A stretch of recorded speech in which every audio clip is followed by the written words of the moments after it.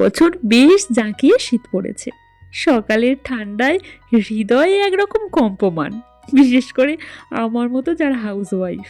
Hello, আমি অনুপ্রিয়া। কেমন আছেন আপনারা সকলে? আশা করছি সবাই সুস্থ আছেন, ভালো আছেন। প্রিন্সেস ফ্যামিলিতে আরও একটা নতুন ব্লগে সবাইকে স্বাগত জানাই। আর এই ঠান্ডায় শরীর গরম রাখতে আদা চায়ের কোনো তুলনা নেই, তাই চা দিয়েই আজকের ব্লগটা আমি শুরু করছি। আপনারা যারা রোজ আমার ভিডিও দেখেন তারা তো এতদিনে জেনে থাকবেন যে চাটা রেগুলার আমাদের বাড়িতে খাওয়া হয় না, মানে চায়ের নেশাটা অতটা নেই।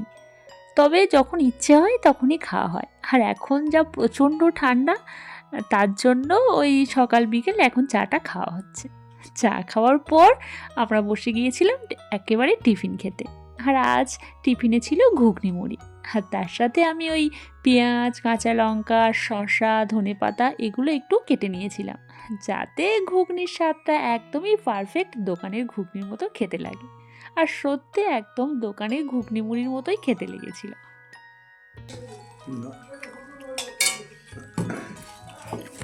একটু রোদ উঠতেই আমি বইপত্র নিয়ে চলে গিয়েছিলাম ছাদে।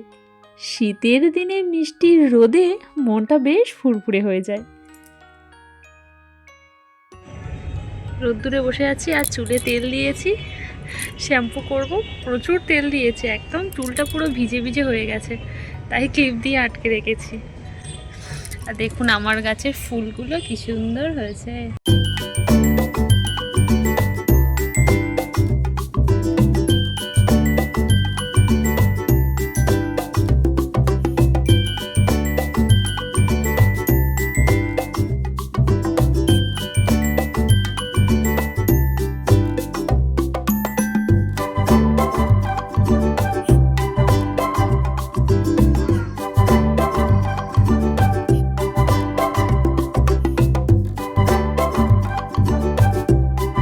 তারপর চলে এসেছিলাম রান্না করতে। আজ রান্না করব খাসির মাংস। আর খাসির মাংস নিয়ে আজ করেছিলাম একটা এক্সপেরিমেন্ট, আর সেটাই আপনাদের সাথে শেয়ার করেছি। আপনারা আমার সাথে থাকুন আর পুরো রেসিপিটা ভালো করে জেনে নিন। ছুটির দিন বা রবিবার কষিয়ে খাসির মাংস তো অনেকে খেয়েছেন। তাছাড়া খাসির মাংস নিয়ে এক্সপেরিমেন্ট খুব একটা কেউ পছন্দ করেন না, তাই বাড়িতে খাসির মাংস আনা হলে পাতলা ঝোল বা কষা রান্না হয়ে থাকে। চলুন আমার রেসিপিটা আমি শুরু করি। প্রথমেই আমি মাংসগুলোকে সুন্দর করে ধুয়ে নিয়েছি, আর তারপর প্রেসার কুকারের মধ্যে পরিমাণ মতন জল নিয়ে নিয়েছি, আর তার মধ্যে মাংসগুলোকে দিয়েছি। জলটা আমি একসাথেই নিয়ে নেব, মানে আমার মাংসে যতটা পরিমাণ জল লাগবে সেটা আমি এখনই নিয়ে নেব, পরে আর জল অ্যাড করা যাবে না। তার মধ্যে আমি দিয়ে দিয়েছি 2 চামচ লবণ, 2 চামচ হলুদ গুঁড়ো, আর দিয়েছি কিছুটা পরিমাণ পেঁয়াজ কুচি। দিয়ে প্রেসারের ঢাকনাটা আমি লাগিয়ে সিদ্ধ হতে দিয়ে দেব। আর অন্যদিকে কড়াইয়ের মধ্যে আমি একটা মশলা রেডি করব।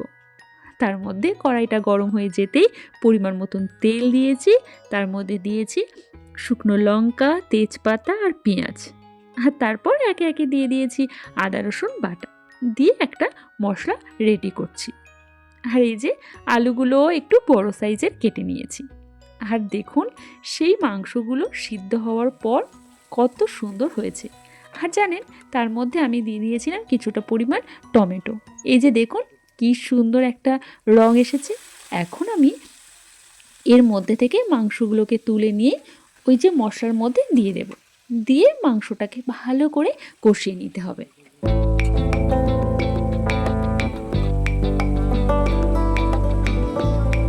বাঙালি মানেই তার খাদ্য তালিকার একটা বড় অংশ জুড়ে রয়েছে খাসির মাংস, তাই না বলুন? আর খাসির মাংস খেতে যেমন ভালো, তেমনই অনেকে মনে করেন এটা তৈরি করা চিকেনের থেকে একটু চাপের, কিন্তু তেমন কোনো চাপ নেই। তার জন্য আপনারা আমার পুরো রেসিপিটা দেখুন আর খুব সুস্বাদু খাসির মাংস বাড়িতে বানিয়ে ফেলুন। সময় রান্না করার পরও খাসির মাংস শক্ত হয়ে যায়, দাঁত দিয়ে টেনে ছেঁড়া যায় না, কিন্তু এইভাবে বাড়িতে একবার রান্না করবেন, দেখবেন মুরগির মতোই একেবারে নরম তুলতুলে হবে, আর বাড়ির সবাই চেটেপুটে খাবে। এখানে যে মাংসটা সিদ্ধ করেছিলাম সেই জলটার মধ্যেই আলু দিয়ে দিয়েছি, আলুটা একটু সিদ্ধ হয়ে যাবে। আর এখানে মাংসগুলো তুলে একটু জল ছেঁকে নিয়ে ভালো করে কষিয়ে নিচ্ছি। আর এর মধ্যে দিয়েছি গোটা রসুন কোয়া। ভালো করে কষানোর পর এখন এর মধ্যে আলুগুলোও দিয়ে দিয়েছি। আর দেখুন মাংসের কালারটা কত সুন্দর হয়েছে। মাংসটা সেদ্ধ করে যে জলটা ছিল সেটাই কষানো মাংসের মধ্যে দিয়ে দেব, দিয়ে সেটাকে ফুটতে দেব। আর শেষে দিয়ে দেব গরম মশলা। ব্যাস রেডি আমার খাসির মাংস। আর অন্যদিকে চলছিল এদিকে ওলকপি ভাজা।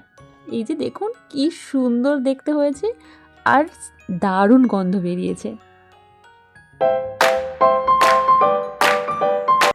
সেটা এতে ঢেলে দাও কড়ার মধ্যে।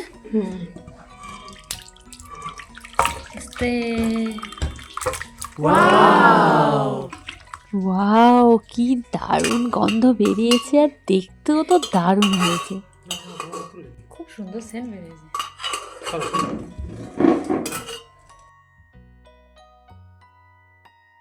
চলুন তাহলে দুপুরের খাওয়াটা সেরে নিই। আজ দুপুরের মেনুতে ছিল গরম গরম ভাত, ওলকপি ভাজা আর খাসির মাংস।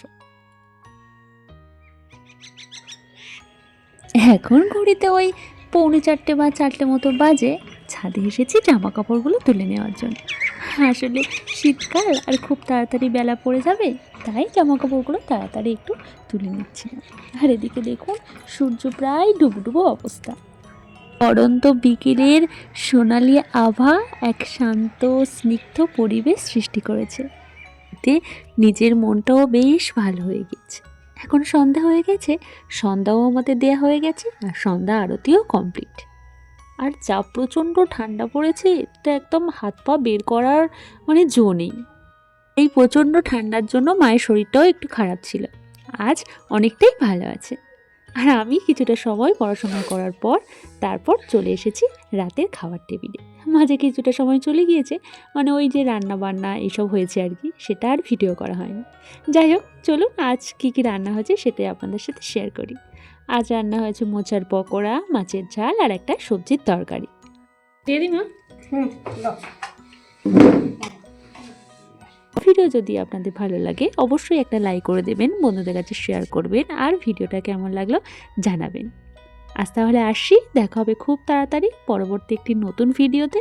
আপনারা সবাই সুস্থ থাকবেন, ভালো থাকবেন আর প্লিজ চ্যানেলটিকে সাবস্ক্রাইব করে দেবেন। টাটা।